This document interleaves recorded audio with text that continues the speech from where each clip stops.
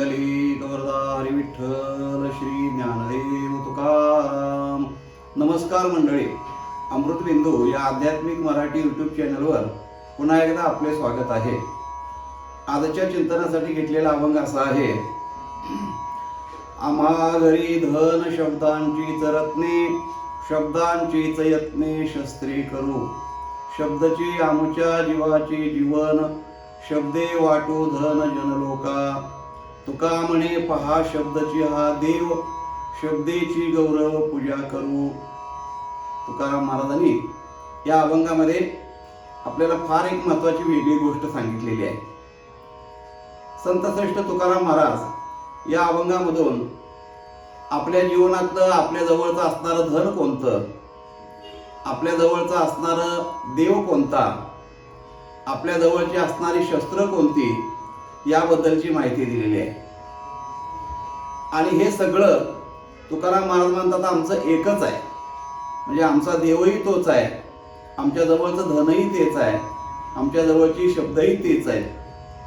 अशा प्रकारचं महाराजांनी सगळं वर्णन या शब्दांचं या अभंगामधून केलेलं आहे. मंडळी, आता दिवाळीचा सण जवळ आलेलाच आहे. त्यामुळं धन या गोष्टीबद्दल आपल्याला विशेष प्रत्येकाला कुतूहल आणि उत्सुकता असते. कारण मनुष्याच्या आयुष्यामध्ये धनाशिवाय कोणतीच गोष्ट काही आपण मनुष्य करू शकत नाही. माणसाजवळ धन हे आवश्यक आहे. मग कोणतं धन? तर धनाचे शास्त्रामध्ये पुष्कळ प्रकार सांगितलेले आहेत. ज्याला आपण धन म्हणतो म्हणजे रोख असणारे पैसे आपल्या जवळचे चलन, त्याला धन म्हणण्याची एक साधारण प्रथा आहे. परंतु तेवढंच धन आहे असं नाही. जसं ते धन आहे तसं सुवर्णाला सुद्धा, सोन्याला पण धनच म्हटलेलं आहे. कारण स्त्रियांच्या जवळ जे अलंकार असतात, दागिने जे असतात, त्यांना स्त्रीधन असं म्हटलेलं आहे. म्हणजे सोनं हे धन आहे.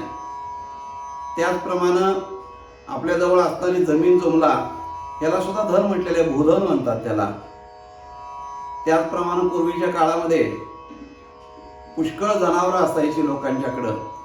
जनावरं ही त्यांची संपत्ती मानली जायची, त्यामुळं त्याला गोधन असं म्हटलेलं आहे. याचा अर्थ असा की धन हे वेगवेगळ्या पद्धतीनं त्या शब्दाचा वापर केला जातो.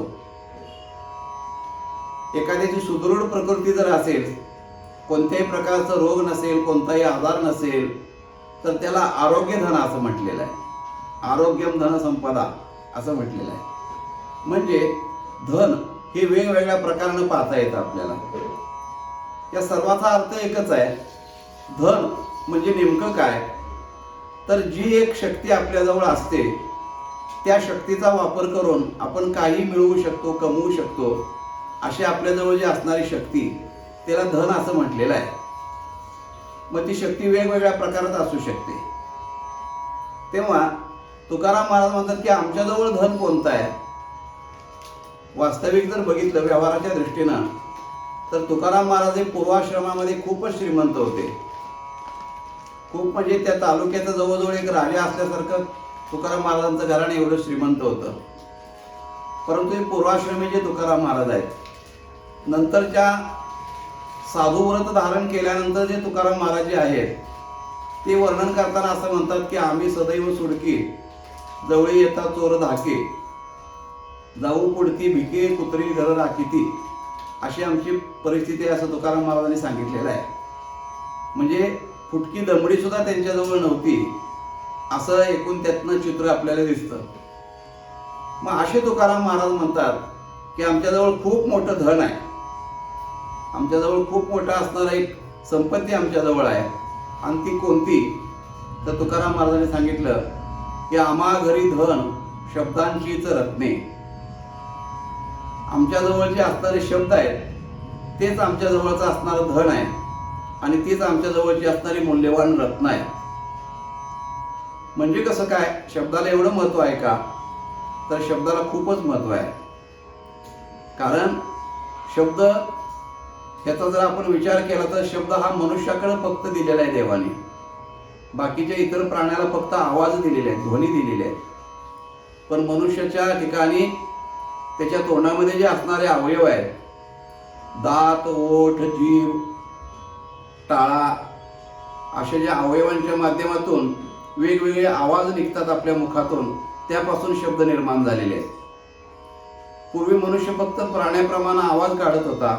नंतर ही शब्दाची उत्पत्ती माणसाला अवगत झाली आणि त्यापासून शब्दाची निर्मिती झाली. त्यामुळं जीवन इतकं सुखकर झालं माणसाचं की ते आपल्या जवळच्या भावना, आपलं जे मनोगत आहे किंवा आपल्याला काय म्हणायचं आहे ते शब्दाद्वारे मनुष्य व्यक्त करू लागला. त्यातूनच पुढे भाषा वेगवेगळ्या निर्माण झाल्या. तेव्हा असं असणारे हे शब्द तुकाराम महाराज म्हणतात ते धन आहे. कसं काय धन हो? तर त्याचा अर्थ असा की मनुष्यानं जर 4 चांगले शब्द बोलले तर माणसाला जो होणारा आनंद आहे त्या आनंदाची किंमत आपण करू शकत नाही. त्या आनंदाला कोणत्याही मोजमापानं मोजता येत नाही. फक्त 2 गोड शब्दामध्ये एवढी ताकद आहे. एखादा दुःखित मनुष्य असेल तर त्याला 2 शब्दांचा आधार जर दिला, प्रेमळ शब्द जर बोललो तर त्याला इतका आधार वाटतो. तुकाराम महाराजांनी एका अभंगामध्ये म्हटलेलं आहे, हागे म्हणे कोणी आलो बुडतया, तेने चिती तया बळ चढे. एखादा पाण्यामध्ये बुडायला लागलेला मनुष्य असेल आणि त्याला वाचवता येत नाही आपल्याला, पण नुसतं जर त्याला आपण धीर दिला, हा जरा राहिले, हात मार, आता थोडा हात मार, लगेच तू कडायला येतोय, एवढं जरी म्हटलं तर त्याला बळ येतं आणि तो तरुण एखाद्या वेळेला येऊ शकतो. एवढी ताकद शब्दामध्ये आहे. म्हणून त्याला धन असं म्हटलेलं आहे. नवे तर काही ठिकाणी बघा तुम्ही, वकील जे असतात, मोठमोठे नामांकित वकील, ते 4 शब्द कोर्टामध्ये आपली बाजू मांडण्याकरता लाखो रुपयाची त्या ठिकाणी फी घेत असतात आपल्याकडून. म्हणजे किती मोठं धन आहे शब्द हे. त्या शब्दांच्या माध्यमातून ते आपल्याला होणाऱ्या मोठ्या शिक्षेपासून म्हणा किंवा मोठमोठ्या असणाऱ्या एकूण सरकारी दंड म्हणा जे असेल त्यापासून वाचवू शकतात शब्द. एवढी त्या शब्दामध्ये ताकद आहे. म्हणून तुकाराम महाराज म्हणतात की आम्हा घरी धन आणि शब्दांचीच रत्ने. धन आणि आमच्याजवळचं रत्न जर कोणतं असेल तर ते शब्द आहे. तुकाराम महाराजांचे एक अभंग, ज्ञानेश्वर माऊलींचे एक ओव्या, रामदास स्वामींचे एक श्लोक हे रत्नापेक्षा मूल्यवान आहेत. अहो, रत्न एकदाच त्या ठिकाणी विकल्यानंतर त्याची किंमत आपल्याला मिळते काय जे असेल ते. पण आज याच अभंगांचा, याच ओव्यांचा, श्लोकांचा त्या ठिकाणी प्रवचन, व्याख्यानाच्या माध्यमातून उपयोग करून लाखो लोक आज किती श्रीमंत झालेले आहेत. संतांच्या शब्दरूपी धनावरतीच पुष्कळ प्रॉपर्टी लोकांनी कमवलेली आहे. म्हणजे धन आहेत का नाही? तर अशा अर्थानं महाराज म्हणतात की शब्द हे आमच्या जवळचं धन आहे. एवढंच नव्हे तर त्या शब्दाच्या माध्यमातून देवाला सुद्धा मिळवता येतं. म्हणजे देव ज्याने विकत घेता येतो ते किती मोठं धन असेल. म्हणून आम्हा घरी धन शब्दांची तर रत्ने. मग शब्द हे फक्त धनच आहेत का? नाही म्हणतात महाराज, शब्दांचीच यत्ने शस्त्रे करू. वेळ प्रसंग पडला तर त्याच शब्दाला शस्त्ररूप देता येतं. म्हणजे जे धन, शब्द जे धन आहेत त्याला शस्त्र बनवता येतं. म्हणून शब्दाला शस्त्र म्हटलेलं आहे. सामान्य शस्त्र नाही, ते दुधारी शस्त्र आहे. दुधारी शस्त्र कसं असतं, कुणीकडच्या बाजून पण हातात धरलं तर त्या हातात धरणाऱ्याला सुद्धा कापू शकतं. अशा अर्थाचं ते शस्त्र आहे. शब्दांचीच यत्ने शस्त्रे करू. तुकाराम महाराज म्हणतात शब्द जसे गोड असतात तसे शब्द अतिशय तिखट आणि अतिशय खोचक असतात. शब्दाने केलेला वार, शब्दशस्त्राने केलेला वार हा प्रत्यक्ष शस्त्राने केलेल्या जखमेपेक्षा खूप खोलवर जात असतो. शस्त्राची जी जखम आहे ती शस्त्राची जखम थोडा घाव भरल्यानंतर पूर्णपणे मिटू शकते. त्याचं त्या ठिकाणी ताकद कमी होऊ शकते त्या जखमेची. परंतु शब्दशस्त्राने झालेली जखम आहे ती जन्मभर भरून निघू शकत नाही. म्हणून शब्दशस्त्रे झाले क्लेश असं म्हटलेलं आहे एका अभंगामध्ये मुक्ताबाई महाराजांनी. तेव्हा त्या शब्दरूपी शस्त्रानं जर क्लेश झाले तर ते फार खोलवर असतात. यातलं एकच उदाहरण सांगतो आपल्याला. ज्या वेळेला धर्मराजाच्या ती राजसभा बघण्याकरता कौरव गेलेले होते इंद्रप्रस्थामध्ये, त्यावेळेला तिची रचना त्या राजसभेची इतकी विचित्र केलेली होती, कल्पनाशक्तीचा खूप वापर केलेला होता आणि तिथं जिथं पाणी आहे तिथं जमीन असल्यासारखं दिसायचं, जमीन असेल तिथं पाणी असल्यासारखं दिसायचं. आणि दुर्योधन सरळ फरशी आहे जमीन आहे म्हणून चालायला गेला आणि त्या पाण्याच्या डबक्यामध्ये पडला. त्याला कळालं नाही खाली पाणी आहे. आणि ते बघितल्यानंतर द्रौपदी त्या ठिकाणी बघत होती आणि बघितली आणि द्रौपदी हसली आणि हसून 2 शब्द वापरले तिनं. ते तिच्या आयुष्यामध्ये फार घातक ठरले शेवटपर्यंत. कोणते 2 शब्द? म्हणजे आंधळ्याचा पोरगा आंधळच असणार म्हणले, त्याला कुठं त्याला दिसते म्हणले. असे शब्द वापरल्यानंतर ते खोचले शब्द दुर्योधनाला आणि तेवढ्या शस्त्राचा आघात जो दुर्योधनावर झाला, संपूर्ण पांडवांना उद्ध्वस्त करण्याची त्यांनी प्रतिज्ञा केली. आणि ज्या द्रौपदीने हे शब्द बोललेले आहेत तिला तर तिने भर सभेत नग्न करण्याचा, विवस्त्र करण्याचा प्रयत्न सुद्धा त्या दुर्योधनानं केला. म्हणजे किती वाईट आहेत शब्द हे. ते शस्त्र म्हणजे किती शस्त्राप्रमाणे काम करू शकतात हे याच्यावरनं लक्षात येतं. म्हणून शब्द हे जपून बोलावेत. शब्दांचा वापर केला तर ते धन आहेत आणि जर चुकीचा वापर केला तर ते शस्त्र होऊ शकतात. तुकाराम महाराज म्हणतात की आम्ही सुद्धा या शब्दांना वेळ प्रसंगी शस्त्राचं रूपांतर करून वापरतो. महाराजांनी एका ठिकाणी म्हटले की हाती घेऊन बाण फिरे तीक्ष्ण उत्तरे. म्हणजे शब्दरूपी बाण हातामध्ये घेऊन अशा प्रकारे आम्ही लोकांना खोचायचं काम करतो. कुणाला? दुर्जनांना, जे परमार्थाच्या मार्गाला लागत नाही त्यांना शब्दरूपी शस्त्रांना आम्ही ताडण करतो. पण यात एक गंमत आहे की शब्दाचं जे शस्त्र आहे ते कुणाला लागतं? जे संवेदनशील माणसं आहेत त्यांना लागतं. म्हणून आपल्याकडे एक म्हण आहे, शहाण्याला शब्दाचा मार.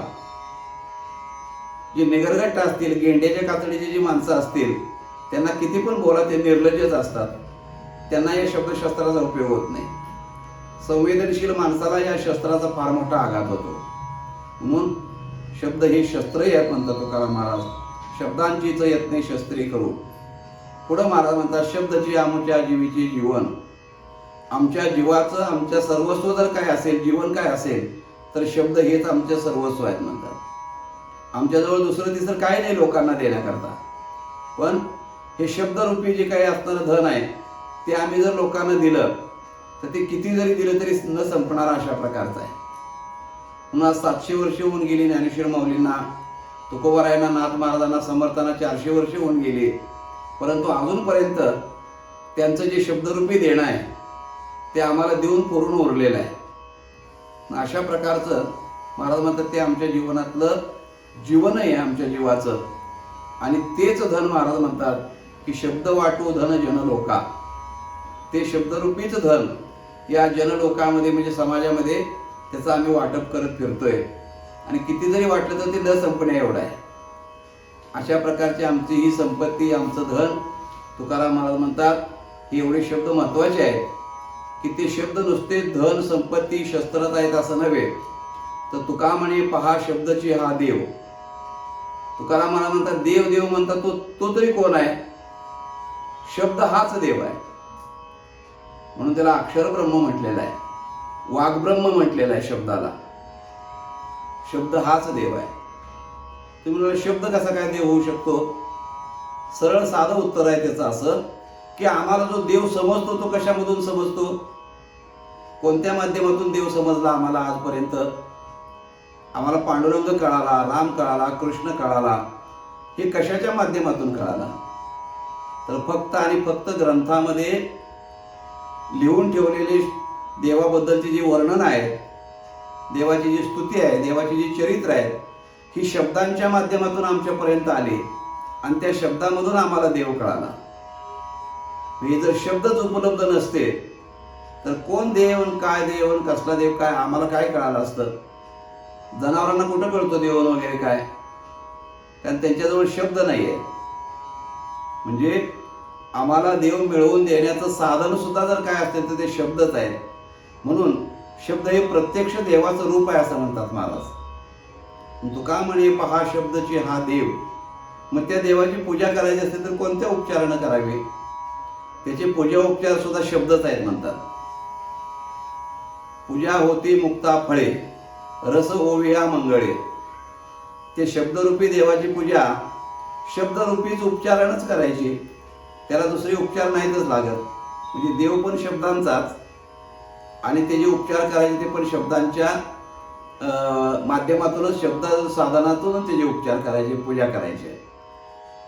म्हणजे जसं एखाद्या देवाची मूर्ती सुद्धा सोन्याचीच आणि त्याचा अभिषेक पात्रही सोन्याचंच आहे. सोन्याच्याच देवाला सोन्याच्याच अभिषेकाच्या पात्रातून घालायचं, सोन्याच्या चौरंगावरती बसवायचा. म्हणजे सगळं जसं सोनं तसं शब्द हाच देव, त्या शब्दाची पूजा सुद्धा शब्दरूपी उपचारानंच करायची. तुका म्हणे पहा शब्दची हा देव, शब्देची गौरव पूजा करू. असं महत्त्व या शब्दाचं अनन्यसाधारण असणारं महत्त्व तुकाराम महाराजांनी आपल्याला या अभंगामधून सांगितलेलं आहे. तेव्हा असा हा आगळा वेगळा असणारा अभंग आहे. या अभंगाचं चिंतन हे आपल्याला कसं वाटलं जरूर कळवा. चॅनल अवश्य सबस्क्राईब करा, इतरांच्यापर्यंत त्याची माहिती जरूर द्या. भेटूया मंडळी पुढच्या भागामध्ये. तोपर्यंत नमस्कार, रामकृष्ण.